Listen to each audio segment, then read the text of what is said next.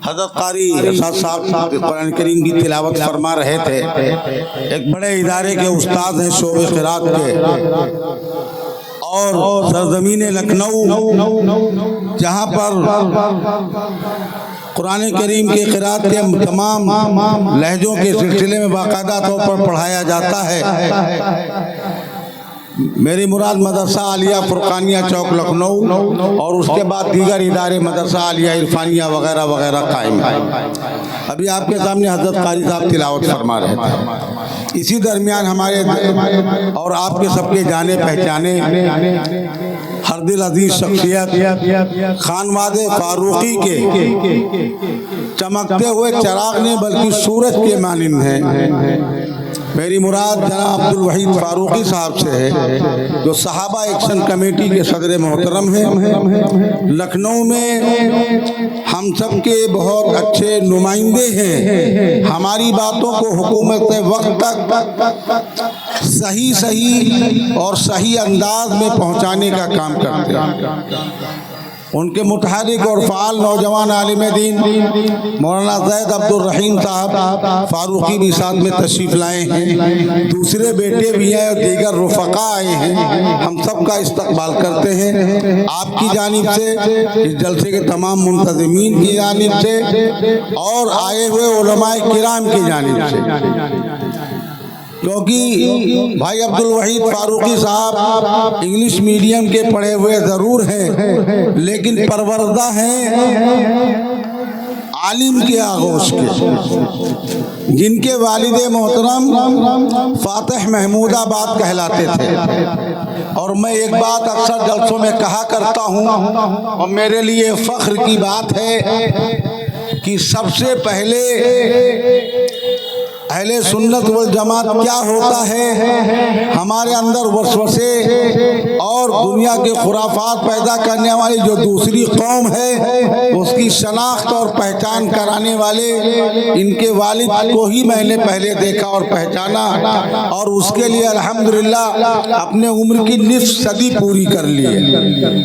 जब जरवल कस्बे में वो बयान करने के लिए जाया करते थे, छोटे से थे, हमारे अतराफ के लोग तकरीर सुनने आते थे तो मैं भी साथ आता था। तकरीर कब शुरू हुई कब ख़त्म हुई ये हमें पता नहीं, क्योंकि इतना छोटा था। लेकिन उस दौर से खानवादे फारूकी के इन अलमबरदारों का हमने ज़ियारत की है। भाई अब्दुल वहीद फारूकी साहब मोहब्बत करते हैं, हमारे दरमियान तशरीफ़ रखते हैं। हमने जैसा कि बताया कि आप सब की जानिब से हम उनका इस्तक़बाल करते हैं। ये दिन रात अपने काम को मुअख्खर करके उम्मत के काम के सिलसिले में सरगर्दा रहते हैं।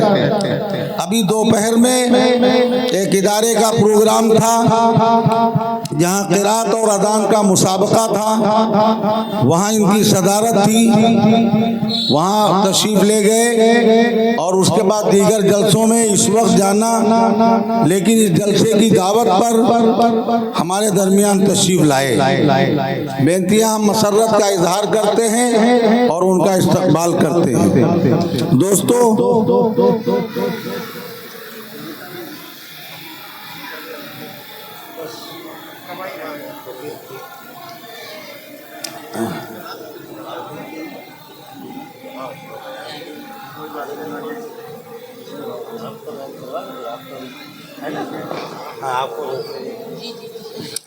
दोस्तों, मैं ये चाहता था कि हमारे दरमियान हाफिज सैयद वसी साहब भी तशरीफ़ लिए हैं। सुन्नी ब्रदर्स के बानी हैं, जनरल सेक्रेटरी हैं, उनका भी इस्तक़बाल है। बहुत मुतहर्रिक नौजवान हैं। दोस्तों, हमारे दरमियान नौजवान उलमा की एक बड़ी तादाद है। एक के बाद दीगरे, क्योंकि हमारे ये उलमा नौजवान ज़रूर हैं लेकिन पुख्ता कार हैं और दर्स से वाबस्ता हैं। अगर इनसे कहा जाएगा कि एक सांस में दीन की बात को कहना है तो भी कहेंगे, और एक रात में दीन की बात कहना है तो भी करेंगे, और तब भी तकमील को नहीं पहुँचेगी। तो इंशाल्लाह के बाद दीगरे बयान सुनेंगे। लेकिन भाई अब्दुल वहीद फारूकी साहब को दूसरी जगह तशरीफ ले जाना है। इन्होंने हमें कुल 15-20 मिनट दिए हैं, तो 15-20 मिनट में उससे पहले बैठ कम 10 मिनट तो उनको हमें बोलने के लिए भी देना है। नहीं बोलना तो है, ऐसे कैसे हो सकता? नहीं ऐसे आए और गए से नहीं होता। ये इस वक्त वो कहते हैं नहीं ये मत मुराद नहीं है। सहाबा एक्शन कमेटी के मिशन के सिलसिले में मैं ये नहीं कहता हूँ आज की सबके मौजू पर आपको बयान करना है। उसके लिए उनके साहबजादे मौलाना जैद अब्दुल रहीम साहब और दीगर उलमा काफ़ी हैं। मैं चाहता ये हूँ कि सहाबा एक्शन कमेटी कायम करना के दाइया कैसे पैदा हुआ और क्यों इन्होंने उसको बनाया और उससे जोड़ा और उसके जरिए क्या कारदगी हो रही है। ये नई आबादी का इलाका है, जिस इलाके के बहुत से अहबाब आपको जानते हैं, मगर सहाबा एक्शन कमेटी के ताल्लुक से कुछ आपको जिक्र करना है। वही आपकी आमद का तज़किरा होगा और आज की सब के बयानात के लिए दीगर उलमा बयान करेंगे।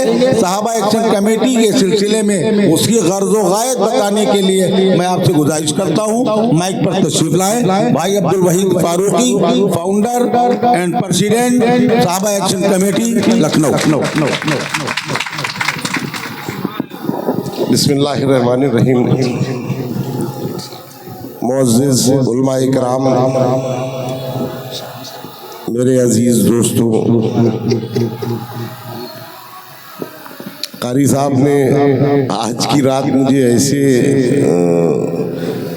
बात करने के लिए कह दिया जो आज का मौजू नहीं है, लेकिन फिर भी बहरहाल आप लोगों के बीच में आता जाता रहता हूँ। बहुत से लोग नहीं जानते सहाबा एक्शन कमेटी 2013 में जब आप हजरात वाकिफ हैं, चूँकि आप ये नई आबादी ज़रूर है लेकिन पुराने लखनऊ से आप सब वाकिफ हैं।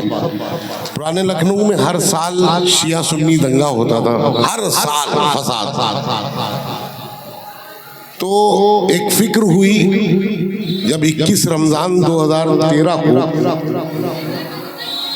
आखिरी फसाद हुआ, तो 21 रमज़ान का इतना मुबारक महीना और उसमें इतना बड़ा फसाद हो गया, तो एक फिक्र हुई कि किस तरह इस फसाद को रोका जाए।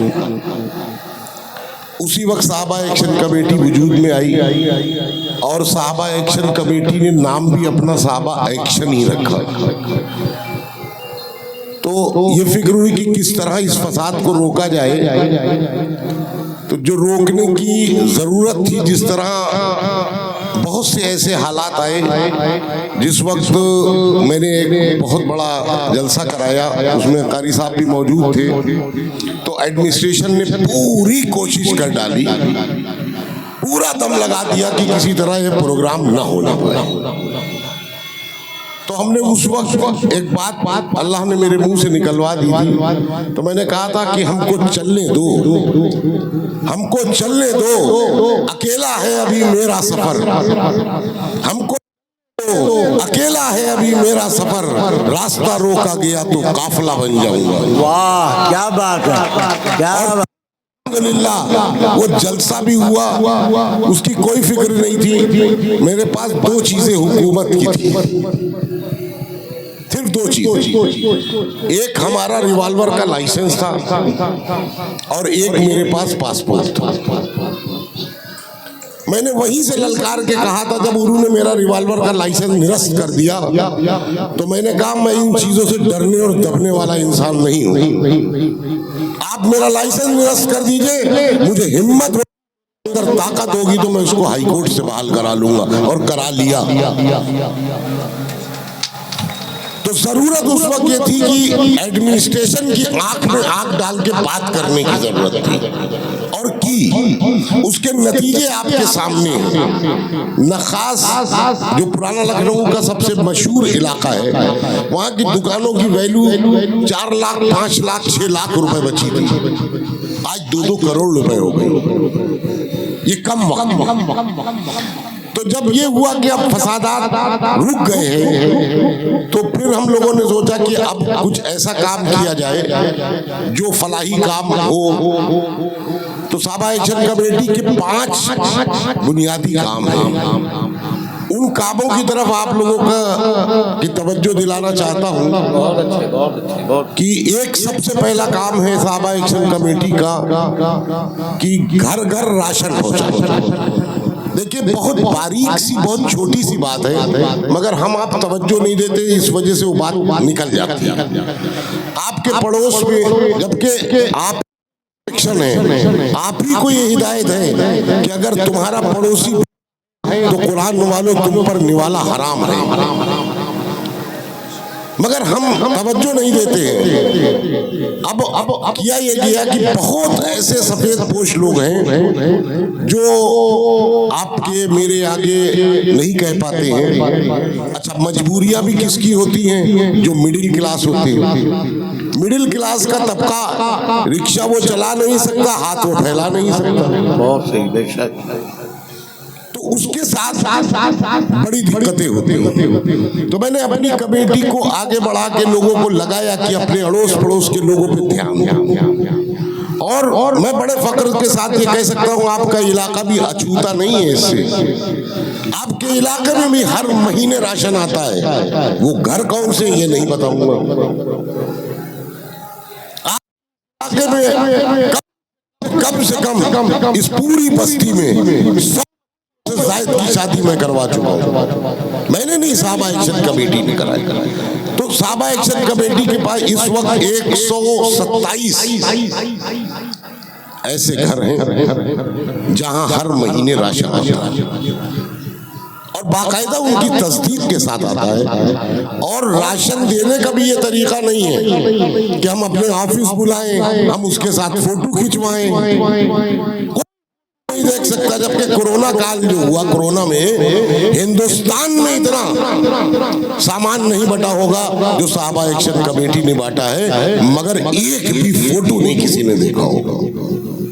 मैंने इसी पे एक बात कही थी कि मैंने देखा कि एक बोरी को दे रहे हैं और 8 लोग फोटो खिंचवा रहे साथ में। तो मैंने बेसाख्ता मेरे मुंह से बात निकल गई कि भाई ये जो ले रहा है इसकी तो मजबूरी है, लेकिन आप फोटो खिंचवा रहे, इसमें आपकी क्या मजबूरी है? ये एक काम राशन वाला है। जो आपके आसपास कोई भी ऐसा घर हो जहां 2 वक्त चूल्हा न जल पाता हो, तो साहबा एक्शन कमेटी के ऑफिस में भेजिए, इंशाअल्लाह जो काम है वो होगा। दूसरा एक काम है जो आप लोग देखते होंगे कि बीमारों का इलाज कराना, उनका ऑपरेशन कराना, उनकी दवा का इंतजाम करना। बहुत से ऐसे लोग हैं जो आते हैं हमारे पास। 5 हॉस्पिटल ऐसे हैं, प्राइवेट हॉस्पिटल, जो हमारे लिए फ्री है। साहबा एक्शन कमेटी के लिए वो हॉस्पिटल फ्री है। जहाँ मैं भेज दूंगा तो कोई बेड नहीं, कोई दवा नहीं, कोई जरूरत नहीं। अब अगर ऑपरेशन वगैरह है, सर्जरी वगैरह है, तो हमारा जैसे आपके शहर के बहुत मशहूर डॉक्टर हैं, डॉक्टर गुफरान राशिद साहब, लगभग लोग जानते होंगे, उनसे भी वो मेरे बहुत करीबी दोस्त भी हैं। मैं अगर लिख दूंगा कि फ्री होना है तो फ्री होगा, मैं अगर कह दूं इससे 5000 ले लो तो 5000 ले लेंगे, और मैं कह दूंगा इसके पैसे कमेटी देगी तो कमेटी देती। तीसरा काम आपने देखा होगा कि हमारी आपकी जिंदगी से जुड़ी हुई सब बातें हैं कि बहुत सी ऐसी बच्चियां हैं जिनकी उनकी मुनासिब उम्र में उनके रिश्ते आते हैं, मगर वसाइल की तंगी की वजह से उनके रिश्ते नहीं हो पाते। ऐसी बच्चियों का रिश्ता कराने में जो भी जरूरियात जिंदगी की चीजें हैं, उनके लिए जरूरत का सामान, उनके खाने पीने का, 10, 20, 25, 50 लोग हैं, बुला लिया, निकाह करा दिया, उनको रुखसत कर दिया, जो सामान जरूरत का है वो दे दिया। और एक चीज और कि जो बहुत से ऐसे लोग होंगे जो आप हमारे आपके सामने होते हैं, जो बेकसूर जेलों में बंद होते हैं, उनकी जमानत कराने का काम भी साहबा एक्शन कमेटी करती है बगैर किसी पैसे के। अभी CNRC में आपके इलाके के भी 2 लड़के थे जिनको बिना किसी उसके जमानत करवाई उनको उनके घर में। तो 4 काम ये हो गए। 5वां एक काम है जो हमारे आपके लिए सबसे ज्यादा जरूरी है, वो है एजुकेशन, तालीम। मैं आप सबको इस बात के लिए कह रहा हूं, यहां से उठिएगा तो मेरा मैसेज लेके जाइएगा, ये सारी बातें अपने साथ लेके जाइएगा। आपके सामने कोई बच्चा जिसने इंटरमीडिएट बहुत अच्छे नंबरों से पास कर लिया हो, उसने IIT CPMT कंप्लीशन दिया, उसको भी बीट कर लिया, अब उनके वालिदैन के पास साल की लाख, सवा लाख रुपए, 1.5 लाख रुपए फीस देने के लिए नहीं है। बच्चे को पकड़ के लाइए, कुछ नहीं कर सकते तो उसको पता बताइए, साहबा एक्शन कमेटी के ऑफिस का पता बताइए और वहां लेके आइए, उसको भेज दीजिए, उसकी फीस जमा करने का काम भी साहबा एक्शन कमेटी करती है। अल्हम्दुलिल्लाह इस वक्त ऐसे हैं जिनको साहबा एक्शन कमेटी डॉक्टर और इंजीनियर बना रही है। ये कौम के बुनियादी काम है जिनको साहबा एक्शन कमेटी कर रही है, और मैं नहीं कर रहा हूं, ये आपके ताउन से होता है। बहुत आसान तरीका है। मिसाल के तौर पे आपके इलाके से हमसे 5 लोग जुड़े, उन्होंने कहा कि भाई ऐसा है कि मैं भी एक घर को राशन देना चाहता हूँ। मैंने कहा ठीक है, आप अपने घर का सामान कहाँ से लाते हैं? उनका फला जगह से लाते। हमने कहा ठीक है। मेरे पास आपके इलाके का कोई आया, मैंने उनके पास पर्ची भेज दी।